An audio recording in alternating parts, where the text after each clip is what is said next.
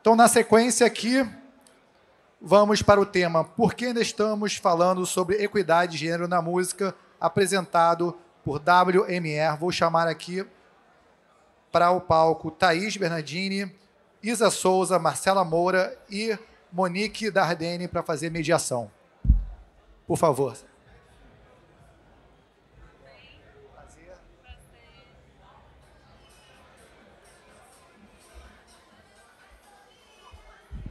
Está sem microfone. Oi, oi, oi. Boa tarde. Alô, alô. Olha, carinhas conhecidas. Vivi Seixas aqui, parabéns para você.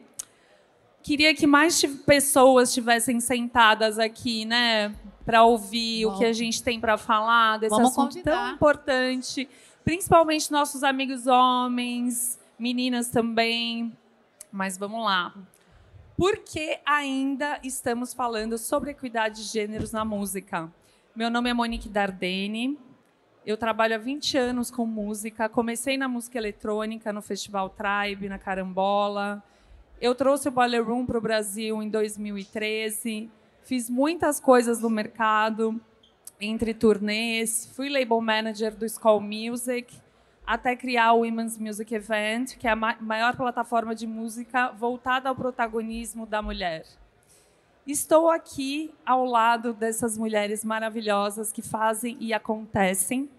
Lembrando que aqui é um pequeno recorte das mulheridades. Quando a gente fala de mulheridades, a gente fala de mulheres indígenas, mulheres trans, mulheres não binárias, mulheres negras. Então, essas mulheres aqui vão dar as perspectivas sobre a caminhada delas, certo? Bom, eu vou começar a apresentar aqui Thaís Bernardini. Ela é curadora, diretora de projetos e produtora cultural.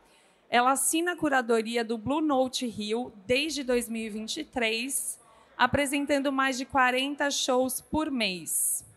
Ela assinou a curadoria de 3 edições do edital da Funarge e, em 2025, compõe a comissão avaliadora do edital de ocupação do BNDES do Rio de Janeiro. Então, ó, essa aqui é uma booker poderosa, viu, gente? Isabela Souza tem mais de 18 anos atuando com planejamento e produção de eventos, construiu uma trajetória sólida em festivais e projetos de grande porte. Atualmente é coordenadora de relacionamento artístico da Rock World, empresa que produz os festivais Rock in Rio e The Town. Então, aqui, ó, quem não está sentado aqui também está perdendo essa outra curadora poderosa. Marcela Moura, minha querida, formada em cinema e pós-graduada em gestão cultural e economia criativa pela PUC. Tem gabarito essa mulher. Atua aproximadamente há 20 anos como produtora executiva e produtora artística. É uma embaixadora do WME, do meu projeto, que possui mais de 400 embaixadoras mulheres de todo o país. É produtora da artista Carol Faveiro na Braslive. Meninas, bom, eu vou começar com a pergunta que vale milhões. Lembrando que a igualdade de gêneros, não só na indústria da música, mas na vida, né, a gente vai conseguir atingir, de acordo com números, daqui a 131 anos. Então, assim, provavelmente a gente não vai ver isso acontecer. Por isso, a gente está construindo nesse momento para que gerações futuras possam colher. Bom, vamos lá. Eu vou começar com uma pergunta de milhões de dólares aqui. Na perspectiva de vocês, mesmo que sejam, né, mesmo que a gente tenha muitos avanços, pequenos avanços acontecendo aí em mulheres ocupando espaços, por que ainda existe esse abismo e a falta de oportunidades para nós mulheres no mercado? Olá, tudo bem? Isabela, prazer. Já me apresentou, né? Então não preciso me apresentar.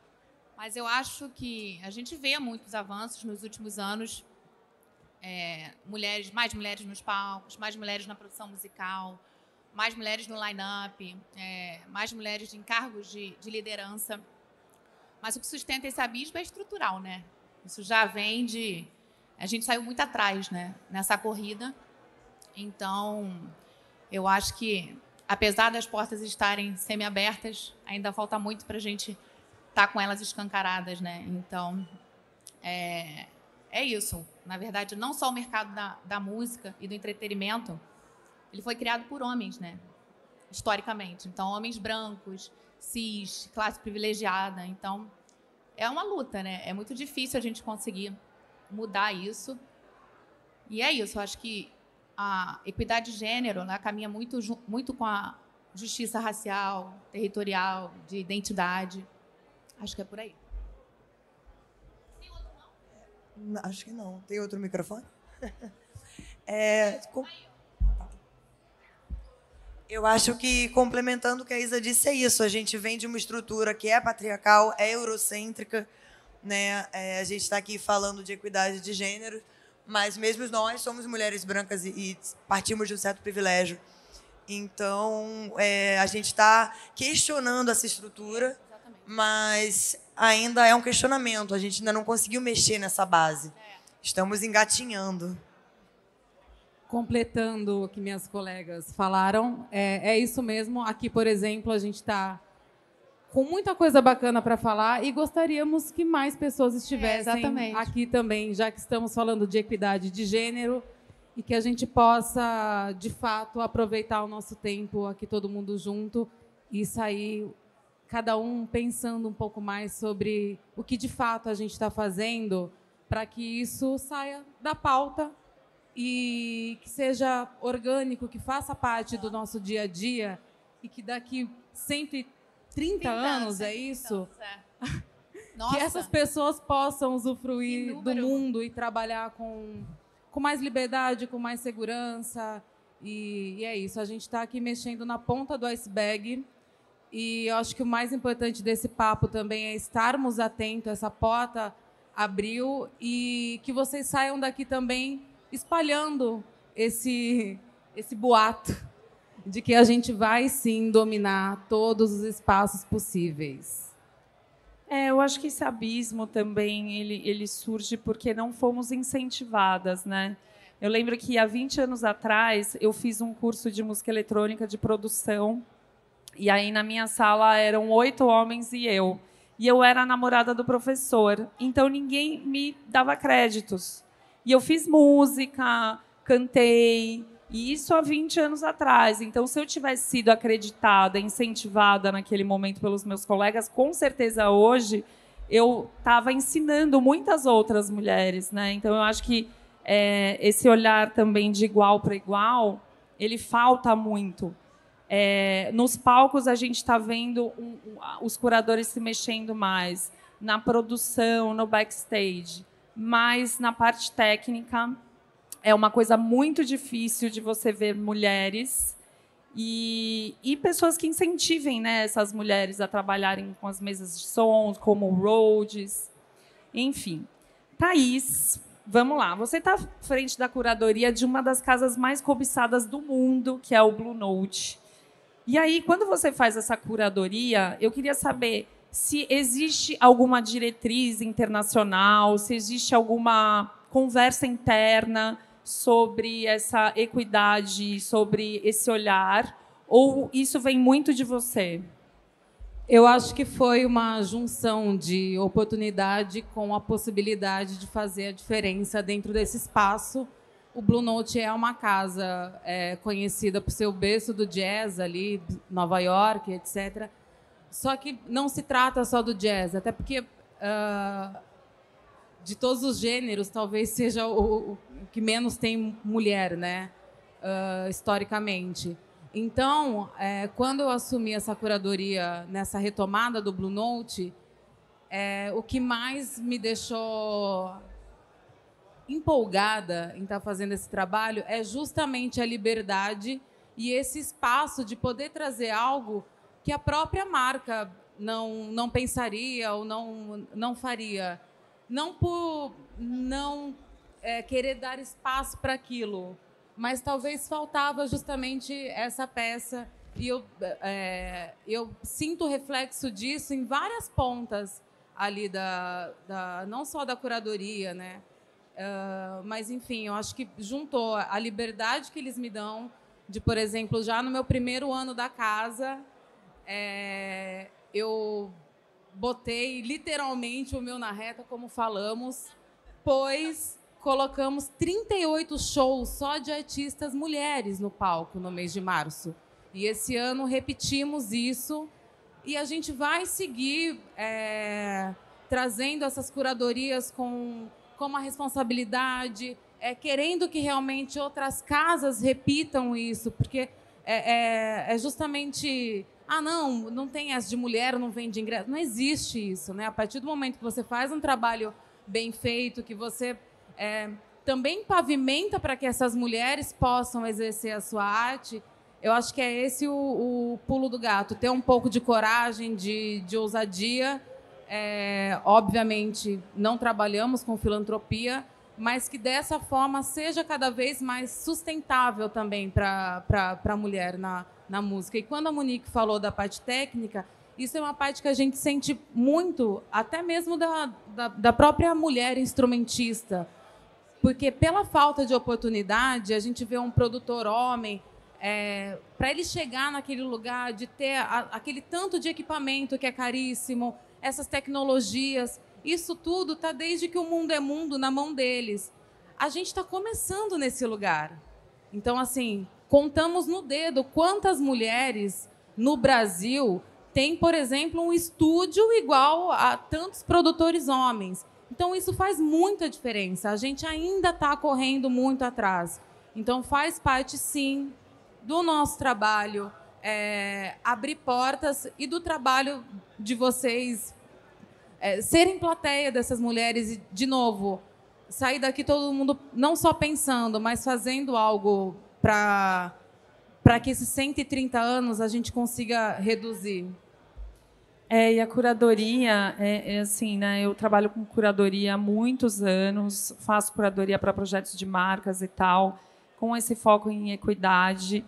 E você tem que ter... É uma inteligência mesmo, e é uma força de vontade na pesquisa. Não é você só querer colocar o que está cômodo, o que vai vender o ingresso. Beleza, você pode fazer isso também. Mas qual que é a diferença que você está fazendo no mundo, gente? Tipo assim, eu acho que, sei lá, o trabalho que eu faço, ele me completa quando eu sei que eu estou construindo alguma coisa que não é só para mim. Então, eu acho que o trabalho da curadoria, quando você está numa casa, você tem que estar... Ou quando você está fazendo um festival, eu acredito que é você construir uma coisa como se fosse a sua... uma sociedade perfeita para você. O que você quer ali? Né? Você quer diversidade, você quer boas condições de trabalho. Então, eu acho que isso é muito... Para se tiverem curadores aqui, não se acomodem nesses espaços com o que está mais fácil na mão. Vamos parar para pensar, ser estratégico e abrir espaço não só para mulheres, né, gente? Eu queria só completar rapidamente. Tem uma coisa interessante que a gente fala de venda de ingresso, de tudo, mas é muito importante na curadoria, e aí mais casa de show do que festival, que acaba tendo o endosso do line-up todo e etc. Mas quando não dá certo, quando aquela artista não performa bem, a gente tem o cuidado de analisar o pós. O porquê? Uma chuva na cidade, um evento extraordinário. Então, isso tudo a gente coloca em jogo, né? Porque muito do resultado daquilo também faz parte de fatores externos. Então, a gente sempre procura também dar uma segunda chance e um olhar mais afetuoso para aquela artista. Obrigada, Thaís. Marcela, a gente está aqui numa conferência de música eletrônica e a gente sabe como é que é o cenário da música eletrônica, né? Assim como no rap, ainda é muito masculino. No pop, no R&B, a gente aí tem mulheres que estão brilhando. A gente pode ver Beyoncé, a própria Lady Gaga, enfim, vendendo muitos ingressos, Olivia Rodrigo. Mas na música eletrônica, as mulheres elas estão tendo mais ascensão, né? Mas ainda somos números pequenos. Em line-ups, tem gente que se acha muito legal colocando mulher para abrir pista, mas não dá oportunidade para abrir um grande nome. Então, assim, isso é muito importante também falar. Não adianta você colocar a mulher no line-up, que às vezes tem um repertório e mixa muito melhor que um cara que está ali, que tem um pouquinho mais de seguidores, mas você vai lá e coloca ela para abrir sua pista. Então, isso acho que não adianta muito, mas não vou reclamar muito aqui, que já não vai nada, né? Estamos em minoria. Exatamente.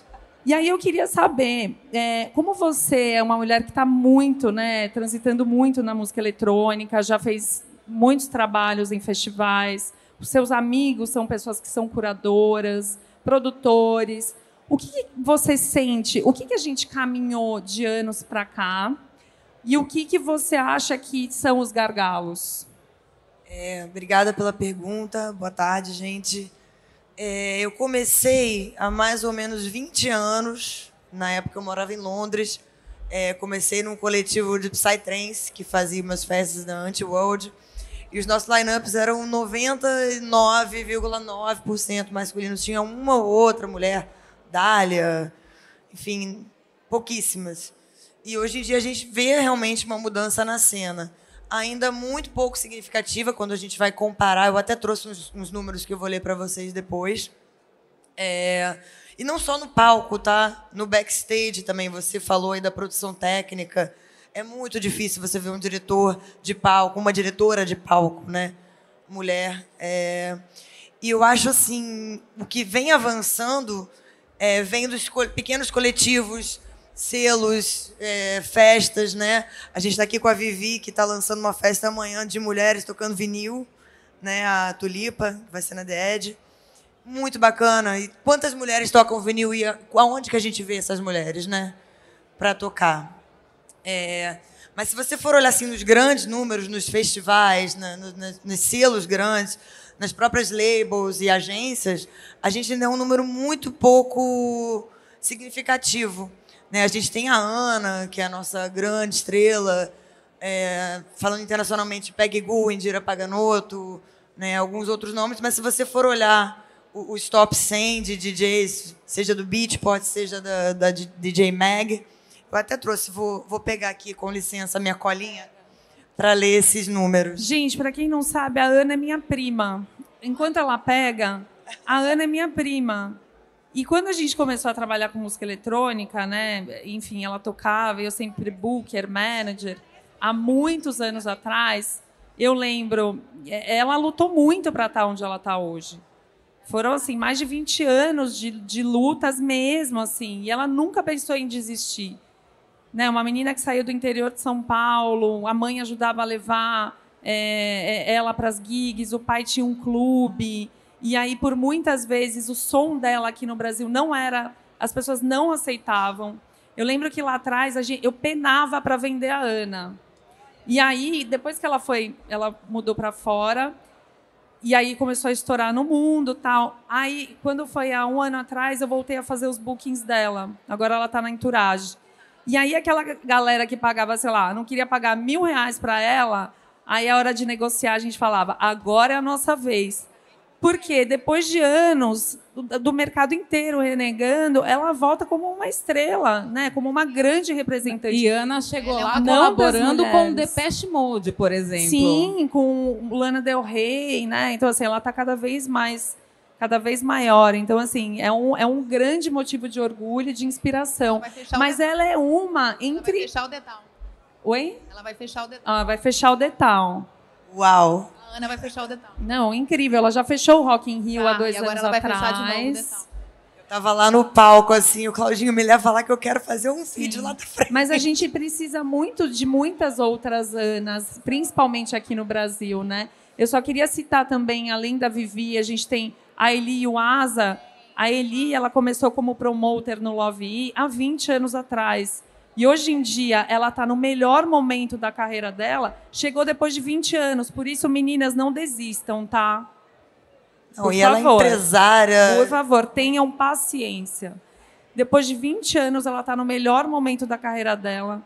Profissional, empresária, curadora, gatíssima. Está arrasando. Então, são grandes exemplos. Ela é maravilhosa. Bom, eu vou ler aqui alguns dados. Esse documentário eu descobri através da Carol Fávero. Ela veio fazer uma gig aqui no Rio de Janeiro e aí ficou uns dias e ela estava lá em casa. Ela, você vai participar desse painel, eu vou te apresentar esse documentário. E eu levei para as meninas a Monique, que eu sei que é uma grande pesquisadora, estudiosa, falou, gente, eu nunca tinha ouvido falar desse documentário. E eu procurei para tentar trazer para elas. Eu fui encontrar, assim, num lugar para baixar. O nome dele é Underplayed. E ele foi produzido por uma mulher, Stacey Lee, durante a pandemia. E ele tem participação de grandes artistas como a Nervo, como a Rez. E ele traz os seguintes dados. Tá? Esses dados são de 2018 e 2019. No top 150 clubs, a percentagem anual de mulheres tocando no line-up é de 6%. Mulheres ocupam menos de 3% dos cargos de produção técnica na indústria musical. Mulheres negras ocupam menos de 0,3% desses mesmos cargos. Na Billboard de 2019, no top 100 DJs, apenas 5 mulheres a gente tinha. Nas 3 maiores record labels, as mulheres artistas ganham em média 29% a menos que os artistas de gênero masculino. Em 2019, os 15 DJs mais bem pagos do mundo fizeram sozinhos 261 milhões de dólares. Nenhum era mulher. E aí eles citam nomes como a Clara Rockmore, Daphne Oram, Wendy Carlos. Wendy Carlos é uma das criadoras, das desenvolvedoras do primeiro sintetizador. Todo mundo já ouviu falar no Robert Moog, né? Imagino aí, de produção musical. Por que ninguém nunca ouviu o nome da Wendy? Então, assim, apesar da gente estar caminhando, a gente precisa educar as pessoas, nos educarmos também, para a gente não ser só uma moda, porque agora está na moda falar de mulher, de trans, né? De diversidade. Não, isso aí é uma construção mesmo de uma estrutura que a gente precisa levantar, para daqui a 131 anos a gente não está precisando ter um painel para falar sobre isso. E eu digo mais, eu peguei umas pesquisas aqui, o Spotify e Deezer, alguns estudos indicam que essas plataformas, elas recomendam mais músicas de homens. Elas próprias perpetuam a desigualdade dentro da plataforma. Então, assim, a gente entende que é realmente um sistema, né? Assim, a gente está lutando contra, né, números. Eu tenho mais números aqui do ano passado, do ranking da Billboard do ano. 37,7% das artistas ali são mulheres e aumentou em relação a 2023. Aumentou, tipo, 2%. A presença de compositoras caiu de 19,5% para 18,9%. Enquanto as produtoras musicais também caiu 1%. Então, é assim, né, gente? Claro que isso daqui que eu estou falando são números fora do Brasil, são números nos Estados Unidos. Aqui, quando a gente pega também números do ECAD, de arrecadação, cresceu um pouquinho, mas ainda é muito pouco, perto dos 100%. Chega aí a nem 10%. Então, se a gente for pensar que mulheres como Dona Ivone Lara, que é uma grande compositora do samba, não podia assinar suas próprias composições até poucos anos atrás, né? Muitas mulheres que até compunham com seus compositores não estão ali creditadas. Então, obviamente, esses números são muito baixos, né? Eu do WME, quando a gente faz pesquisa sobre mulheres que têm aí mais de 80 anos ou que já faleceram, são pouquíssimos registros que a gente tem. Sandra de Sá, a gente homenageou, a gente teve que pegar coisa da Globo, coisa disso, mas você não tem um livro ou coisas mais palpáveis que você encontre sobre as mulheres. Então, o meu trabalho no WME é também reescrever a história dessas mulheres na música, que nem dados da indústria a gente tem. Recentemente eu fiquei estarrecida com uma história. A mãe do Antônio Adolfo, um grande pianista, um grande músico, ela foi uma das patentes altíssimas da orquestra do Teatro Municipal. A única mulher, ela não podia usar a nomenclatura que os homens usavam para ocupar o mesmo cargo. E em todas as minhas pesquisas, não aparece o nome dela. Só aparece como esposa de fulano ou mãe de ciclano. Então, isso, assim, é muito chocante. Você estava falando das senhoras de 80 anos, né? No WME do ano passado, no Awards, a grande homenageada foi Lia de Itamaracá, aquela maravilhosa, que é uma senhora octogenária que está aí rodando festivais. Isso é maravilhoso, é como se fosse até uma... É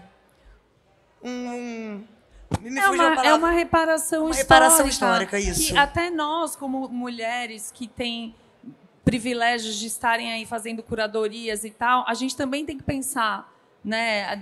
Essas mulheres mais velhas que têm mais de 80 anos aí de carreira, a própria Elza Soares, o empresário dela falou que o primeiro prêmio de melhor cantora da vida dela foi dado dentro do WME, da minha premiação. Então, mulheres, a gente tem que fazer prêmio para nos premiar, porque nenhuma cantora que foi a cantora do milênio, né, algum órgão na Inglaterra deu para Elza Soares, a gente não reconhece essas mulheres, né? Então, a gente tem que criar os nossos coletivos, a gente tem que criar as nossas festas para a gente abrir os nossos próprios espaços. Agora, Isa, vamos lá. Você está atuando, né, na coordenação do departamento artístico do Rock in Rio e do The Town. Eu quero que você fale um pouquinho, dentro desses festivais, como que vocês trabalham para diminuir esse abismo? O que vocês têm feito, né, com relação a line-ups, ao back-office, a parte de técnica? Hoje, eu posso dizer que eu tenho muito orgulho do que a minha empresa vem fazendo com essa frente, na atuação pela equidade, não só de gênero, mas eu trouxe aqui alguns números que eu acho legal compartilhar com vocês. Tem uma grande amiga que trabalha comigo lá e ela está aqui nesses números. Hoje, deixa eu pegar aqui. Hoje, a gente tem uma área de diversidade que eles se intitularam como pluralidade, justamente por conta de todas essas camadas, né? Então, a gente faz muita coisa dentro da empresa, não só no line-up, né? E hoje a gente tem um quadro de funcionários onde 62% são mulheres. Olha, 62% da Rock World são mulheres. Olha, eu quero fazer uma pausa aqui, porque vocês já podem receber o selo igual. Eu não sei se vocês sabem o que é o selo igual de igualdade de gêneros do WME, onde a gente chancela iniciativas da música que tenham mais de 50% de mulheres, ou nos line-ups, ou no seu quadro de funcionários. E isso a gente faz para incentivar e reconhecer. Que a gente já entendeu que a gente não pode mais ficar falando, não tem. Então, assim, conseguiu, você vai ser chancelado. Então, a gente tem gostei. Sim, a gente está nessa luta já há bastante tempo. Acho que o time de talentos que trabalha na área nessa galera de pluralidade que está lá nessa luta, eles trabalham arduamente para trazer isso, né? E isso se refletir como nesses números que eu estou trazendo para vocês. Então, assim, com muito orgulho, eu falo que hoje somos 62% de mulheres. Além disso, no último Rock in Rio, o line-up foi composto por 41% de mulheres. Ainda não estamos nos 50%, mas estamos perto. E isso é um grande avanço para a gente. Fora isso, as mulheres hoje em posições de liderança, a partir do cargo de supervisão, são também 62% de mulheres. Então, as mulheres estão dominando lá na Rock World, não só nas áreas de backstage, mas na área de parcerias, como a Alex, aqui minha amiga. A área que mais predominam homens é a área de operações, né? E a área de gerenciamento de projetos, que estão em 45% de mulheres e 55% de homens. Então, ainda tem uma disparidade que a gente ainda está... Mas os números são muito relevantes, né? Então, eu acho legal dividi-los com a turma. Nossa, eu acho muito legal. Eu sinceramente, assim, eu sou ativista, né, gente? Então, quando eu falo de festivais grandes, eu sempre tenho um pezinho, assim, sempre quero dar uma criticadinha em algumas coisas, mas eu estou bem feliz, assim, com esses números. E como eu trabalho muito com a cena de música independente, os festivais eles têm mais consciência, assim. Sim. E eles já cresceram nessa guerrilha. Porque os festivais independentes, eles não têm 1000 patrocínios, eles não têm 1000 dinheiros. Então, a gente trabalha muito nessa coisa da guerrilha, da venda de ingresso mesmo, da parceria dos artistas. Então, quando eu falo de festivais, e eu brinco dos festivais grandes, porque a minha realidade são festivais de médio porte, festivais regionais. E todo mundo tem uma consciência muito maior, né? Você já vê aí Coquetel Molotov, Favela Sounds, Coma, muitos festivais do país que já estão trabalhando com relação à equidade de gêneros, raça. Então, quando a gente pega um festivais que movem muito dinheiro, muitos empregos, e vocês estão realmente prestando atenção, é muito legal todo mundo saber disso, porque é um exemplo, né? Eu acho que a gente usa isso, né? A gente está hoje num lugar que a gente pode trazer essas pautas, né? E trazer para dentro do festival. A gente tem várias áreas dentro dos festivais. A gente faz... Eu trouxe aqui algumas das áreas. A gente tem a área de Delta Plural no Detal, a gente tem o Rock em Rio Plural, a gente tem o Planeta Lula no Lollapalooza. Então, assim, a gente tem espaços de acolhimento dentro dos festivais, protocolos claros de denúncia, a gente tem treinamento de equipes e parceiros, a gente tem campanhas educativas, a gente faz medida de prevenção e combate à violência em todos os festivais. Então, a gente tem essa área que eu te falei da diversidade, da pluralidade. Durante o festival, cresce muito e eles estão muito atuantes na operação, né? Então, eles estão sempre de olho e cuidando de cada detalhe. É muito legal a gente poder usar esse festival para ser espelho aí para todo mundo, né? Cuidar de pessoas, né, gente? Independente do gênero, a gente está aí para cuidar de pessoas. Bom, eu queria que vocês falassem um pouquinho sobre o dia a dia de vocês agora. Como que vocês já estão seguras nesse papel de vocês como mulheres? Ou vocês enfrentam algumas dificuldades no dia a dia? Porque vocês três estão em posições muito legais, né? Trabalhando em empresas que têm nome e tal. Mas essa é a minha pergunta, porque assim, eu tenho 41 anos de idade e quando eu tinha 30 anos, há 10 anos atrás, eu era uma pessoa completamente diferente na parte da segurança. Então, hoje, eu sento com qualquer homem, eu falo qualquer coisa e eu não deito para nenhum. Mas há 10 anos atrás, eu não tinha essa segurança que eu tenho hoje. Então, hoje, quando eu vejo alguma situação que eu não acho legal, ou comigo, ou com uma outra mulher, ou com uma outra pessoa, no geral, eu vou lá e eu tenho essa segurança de falar, de me colocar, de defender, de falar que não foi legal. Mas há 10 anos atrás eu não tinha. Então, eu queria saber de vocês, o que mudou nesse tempo e quais as dificuldades que vocês ainda estão trabalhando, né, nesse dia a dia.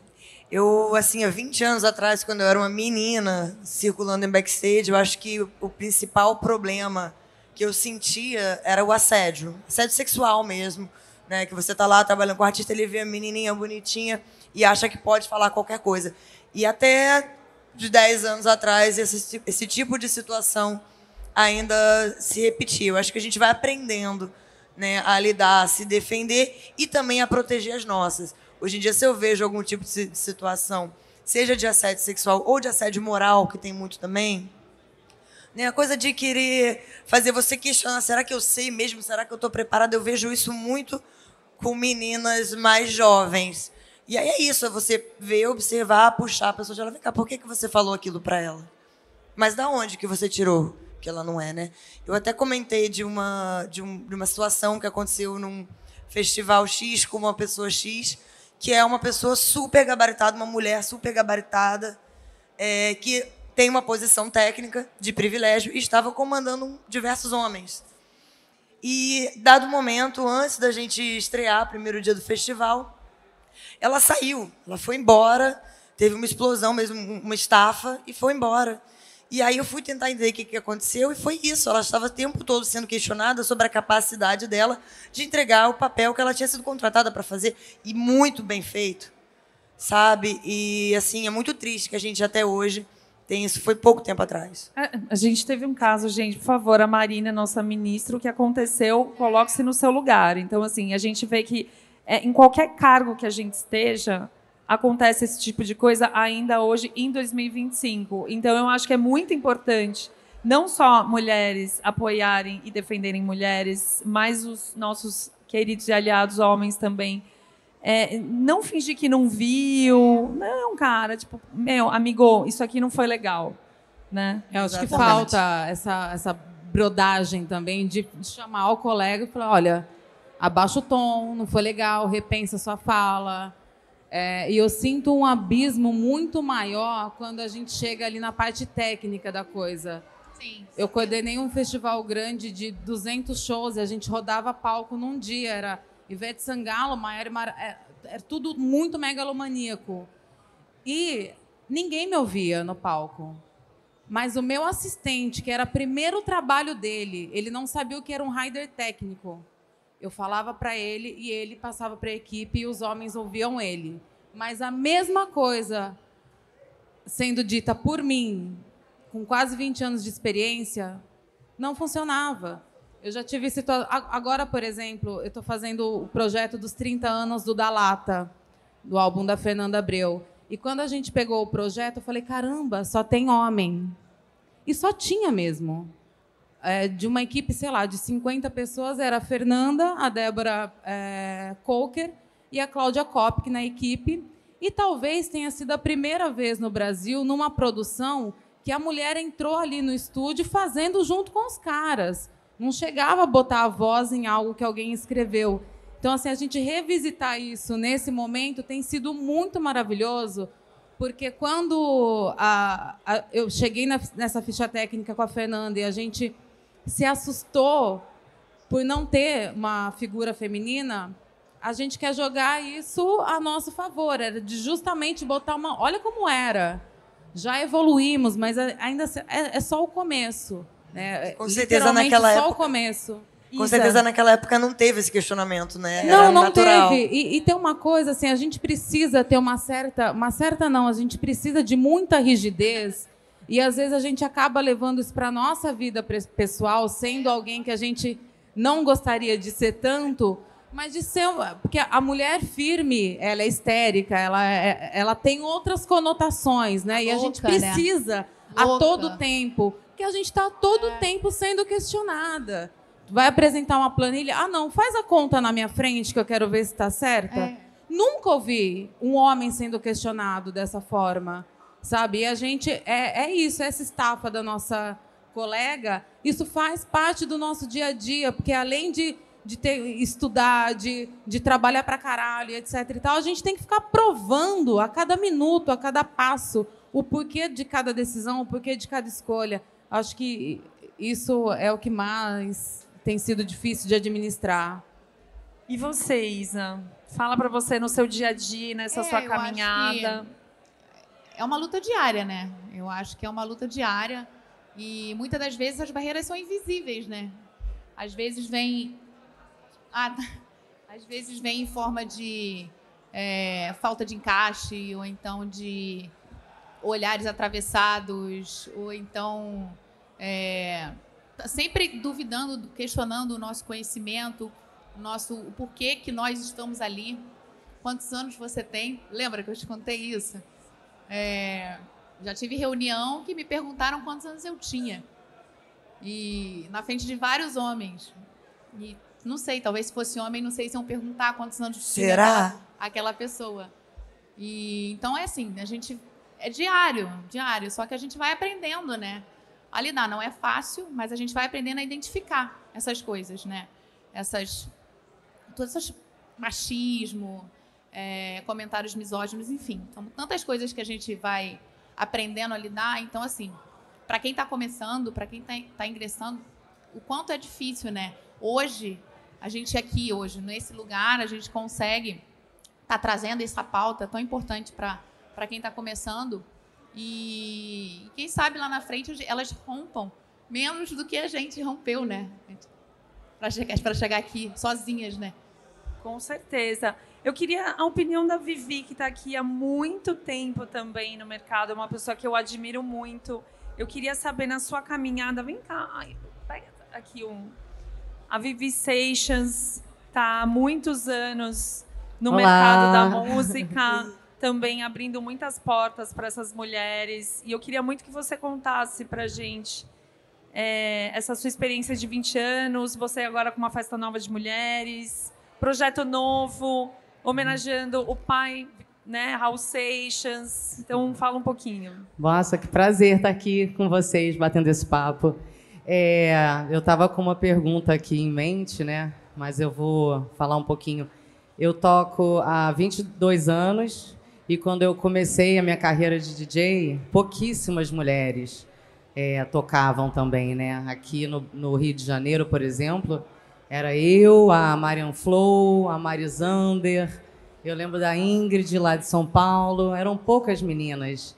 E hoje em dia isso mudou, né? O cenário mudou, porque assim, não faltam mulheres talentosas, não faltam boas DJs, boas produtoras.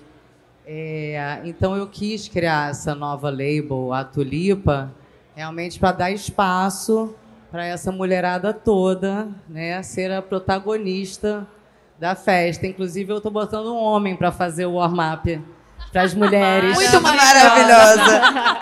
Adorei. Então, eu queria fazer uma pergunta. Posso? Daqui a pouco. Tá, eu anotei aqui. Na verdade, segura que eu vou chamar uma outra DJ que está aqui, a Anne Brito. Ela é de Sergipe. E eu acho que é muito legal se a gente tem a oportunidade de falar com uma DJ que inclusive, não é daqui. A Anne abriu para mim há 20 anos atrás, né, Anne? Que legal. Porque no comecinho da carreira dela. É muito legal, né? A gente mora em São Paulo, Rio de Janeiro, e o Brasil é muito maior do que São Paulo e Rio de Janeiro. Então, a gente acha que tudo acontece aqui. Mas não.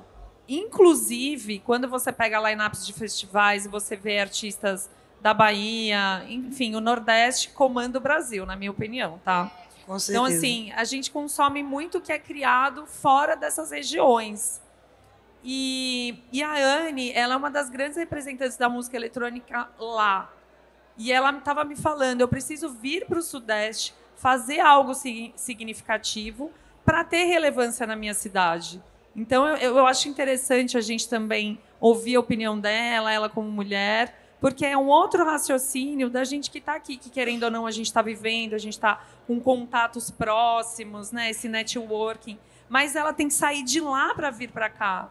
Mas e como ela estava falando, é o menor estado do Brasil, mas ele é grandão. Vai. Ela nunca saiu de lá. Ela vai, mas ela volta. Exatamente. Eu digo que é o menor estado, mas a maior potência, né? Porque realmente é um povo muito determinado, né? Eu sou de Aracaju, Sergipe, no Nordeste, né? Nordeste que é a maior região do país. E o destaque é justamente isso. Muitas vezes as pessoas ficam achando, nossa, você é de Sergipe, eu nunca vi ninguém de Sergipe, eu nunca conheço ninguém de Aracaju. Eu conheço muitos baianos, muitos pernambucanos, muitos cearenses, que são as grandes metrópoles, né, da nossa região. Mas Sergipe, realmente, Aracaju, hoje eu vi um conterrâneo meu aqui, o Gui Twin, mas eu sou muito dessa de falar, gente, venha, né, se mostre no mercado. Eu estou aqui participando de conferências, como ela disse, eu saio do Nordeste e venho para cá desde 2012. Eu comecei a tocar em 2010. Né? Inclusive, após a Vivi Seixas, eu digo sempre que ela foi minha sorte do dia, com certeza fez toda a diferença na minha carreira.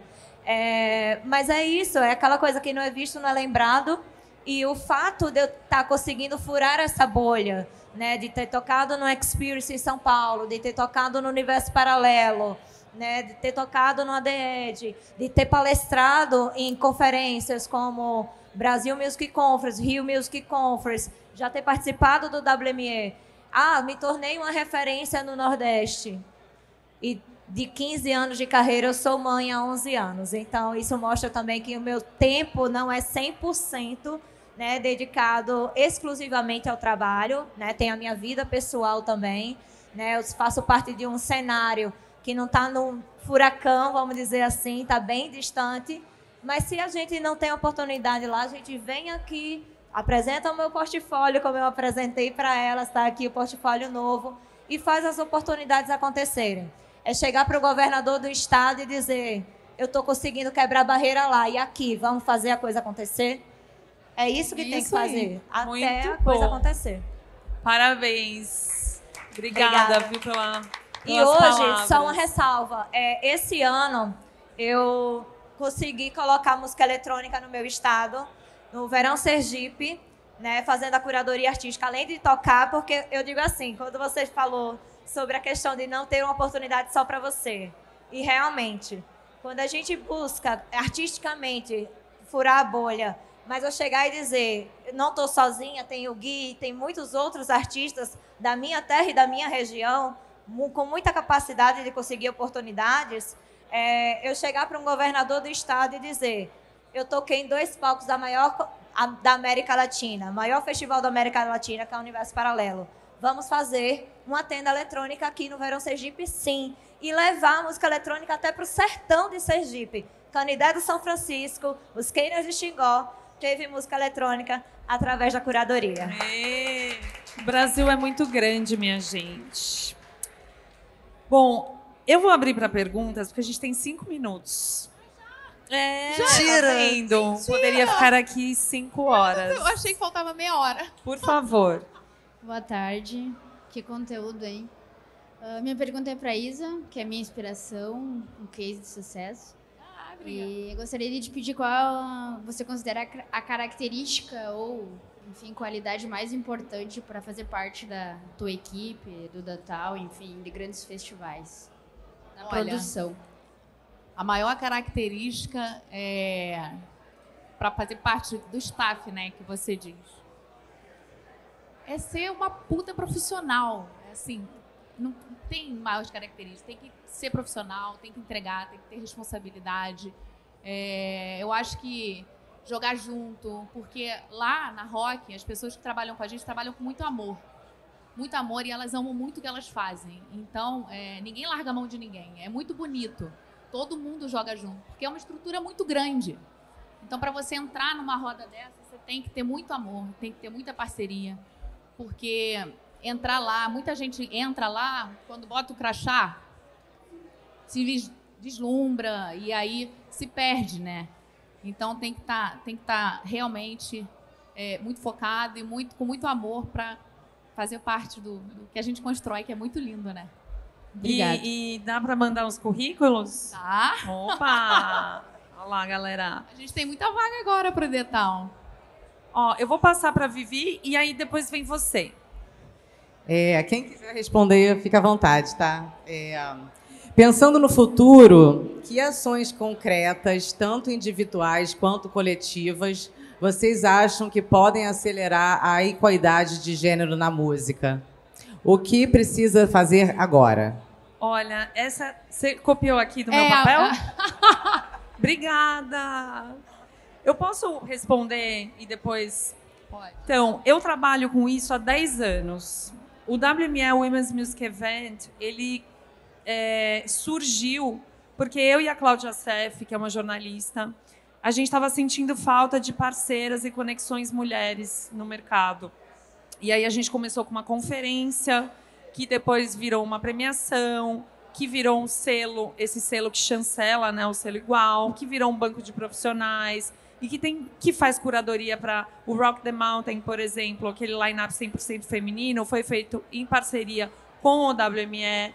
Então, assim, o que a gente está fazendo hoje, né, o WME, ele tem 10 anos, ele é uma das únicas premiações de mulheres na música do mundo e já considerado pela imprensa uma das premiações mais importantes do mercado da música.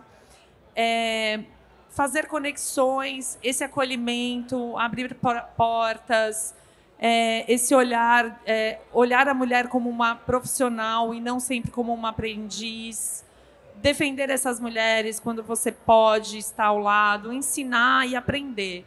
Então, assim, a minha vida, aquelas começam a chorar, né? Que é sobre isso também. Eu encontrei o meu propósito de vida, né? Que é realmente... Ó, tá rindo lá da minha cara. Tô rindo. Eu encontrei meu propósito de vida, que é realmente fazer as pessoas crescerem, quem está ao meu redor. E não só mulheres, homens, pessoas indígenas, né? Eu já trabalhei com muitas pessoas em muitos projetos. Então, assim, você trabalhar com diversidade, para mim, eu conseguir crescer internamente. Assim, é o meu propósito de vida. Então, com mulheres, o WME é um legado que hoje as pessoas só vão entender a importância, já estão entendendo, obviamente, mas daqui 20 anos, quando a gente pegar todo esse conteúdo que a gente produziu, de todas as homenageadas póstumas em vida, as madrinhas, o conteúdo da conferência, que é uma das principais conferências de música do país, feita por mulheres para o mercado. Então, eu acho que a minha contribuição eu estou fazendo. Monique, você é uma grande inspiração. Eu já te falei isso várias vezes. Eu admiro você, assim, demais. E a quantidade de música, de mulheres, de potências que eu conheci através de você, através do WME, minha amiga, você WME é tá pavimentando. Sério. WME pavimenta essa estrada que a gente quer percorrer com mais tranquilidade. E respondendo também, complementando a resposta para a Vivi, eu acho que as mulheres precisam parar de competir. Muito. Sabe? Eu acho Chega que de competição. Uma das atitudes que eu acho que são muito importantes é elas se unirem mais com movimentos como o seu, com eventos, com coletivos, porque isso enfraquece, né? E isola a gente nessa luta. Então, eu acho que é uma das coisas. E sabe eu queria jogar uma luz numa coisa muito, muito, muito importante, que a gente está aqui falando do papel das curadoras, de produtoras e tudo mais, mas quando a gente lançou uma programação de 38 shows durante um único mês, a gente também considerou que tivesse uma adesão da imprensa, não pela casa, mas pela ação de ser, talvez, no mundo, o único palco que abre a porta para 38 mulheres num único mês, e não só o mês de março. Então, acho que, para além do nosso trabalho, falta também um trabalho da mídia se interessar mais por esses assuntos e a gente ter mais espaços sem precisar ficar brigando ou pagando por eles. Que eu vejo coisas muito menos interessantes com destaque imenso. E para a gente ter ali um tijolinho no jornal O Globo, meu amor, o negócio é babado, não é fácil. Desculpa, só para complementar também, os homens também têm um papel dentro, né, desse lugar, porque eles são ainda a grande maioria lá na mesa onde as decisões são tomadas, a grande maioria é homem. Então, o Zé Ricardo abria um espaço para uma mulher como a Isabela sentar do lado dele e querer cuidar do relacionamento artístico do Rock World. É muito importante. Os homens eles têm que se conscientizar e abrirem esses espaços também. A gente está cavando, mas a gente também precisa desse gesto de gentileza de vocês, rapazes. E eu acho que na parte técnica é uma coisa muito interessante, porque é o maior gargalo. A gente vê os line-ups, a gente está, né, aí conseguindo ter mais espaços na parte de produção executiva.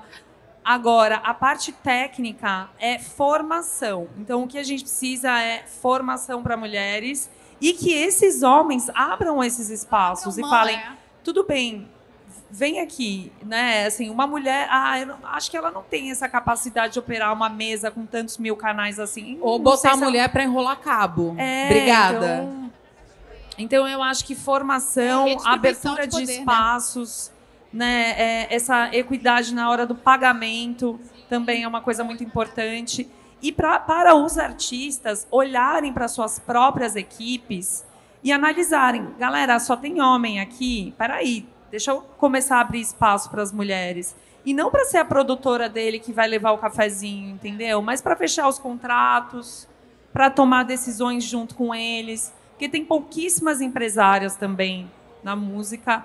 Eu não sei se a Mili está aqui, mas a Mili ela trabalha no grupo da Laroque e ela é a booker e ela comanda ali todos os bookings. Faz tanta diferença.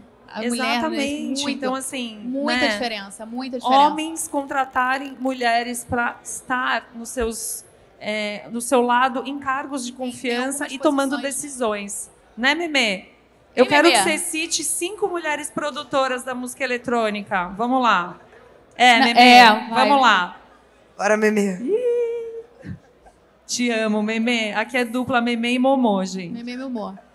Bom, agora a gente tem mais uma pergunta aqui. E a gente está estamos atrasadas, então a gente vai finalizar. A gente começou um pouquinho atrasada, a gente tem uns minutinhos. É verdade. Vou ser breve. Primeiro, eu queria agradecer vocês pela disponibilidade, pela trazerem tantos dados para a gente. Eu acho que isso é tão importante. Quando começou, a gente viu que ficou bem vazio e eu acho que o tema da palestra ficou bem exposto para a gente aqui na Assembleia. E aí, isso é pesado, né? Eu acho que a gente está tratando, vocês trataram até com bastante leveza, mas não é uma coisa que é para ser tranquilo. Enquanto produtora, eu queria perguntar para vocês, que são pessoas que têm experiência, estou começando agora, se tem alguma dica, algum caminho que vocês indicariam para poder trilhar e currículo para onde que manda, gente? Eu acho que seja cara de pau. Eu entrei na Braslive para cuidar da carreira da Carol, porque no ano passado, na Hot Beats, eu participei de um painel como ouvinte e escutei o que eles estavam querendo dizer. Eu trabalho há 20 anos do lado dos eventos, dos contratantes, e eu estava já com essa vontade de ir para o lado do artista, né, de lidar com o artístico, porque eu faço produção artística, faço direção artística do Carnaval do Mando, do Réveillon, trabalhei com Rock in Rio, trabalho com Rock the Mountain. E aí eu fui na cara de pau quando terminou a palestra deles, o painel deles. Eu fui lá e falei, olha, eu sou a Marcela, eu faço isso, isso e isso, e eu quero trabalhar do lado de lá, como que eu faço? E aí, quando surgiu a oportunidade, eles me chamaram. Então, assim, seja cara de pau, vai atrás do que você quer. Vai sem medo, né? Meu primeiro emprego na música, eu fiz uma mala de roupas e uma de panelas, que eu uso até hoje. Saí de Amparo, terra de Munique, com uma nota de R$100. E eu fiz minha carreira aqui na produção. Também comecei a trabalhar, eu não sabia que era rider técnico, menti, disse que sabia. Fiz a viagem estudando o negócio, cheguei lá e de 14 homens eu fiquei com a vaga. Para finalizar, eu queria só responder também, seja persistente, não desista no primeiro, segundo, terceiro não. Eu tenho 2 exemplos. Eu tenho um exemplo na minha família, que é da Ana, que está aí há mais de 20 anos, uma carreira brilhante, e ela está cada vez no melhor momento dela. E eu tenho uma grande amiga, que é a Eli Uasa, que é a mesma coisa, depois de 25 anos de carreira, está no melhor momento da carreira dela. Então, assim, é persistência, cara de pau, e encontre o seu talento único. No que você se diferencia de todas essas pessoas que estão ao seu redor. Todo mundo tem isso. Gente, muito obrigada. Obrigada. Espero que vocês tenham gostado.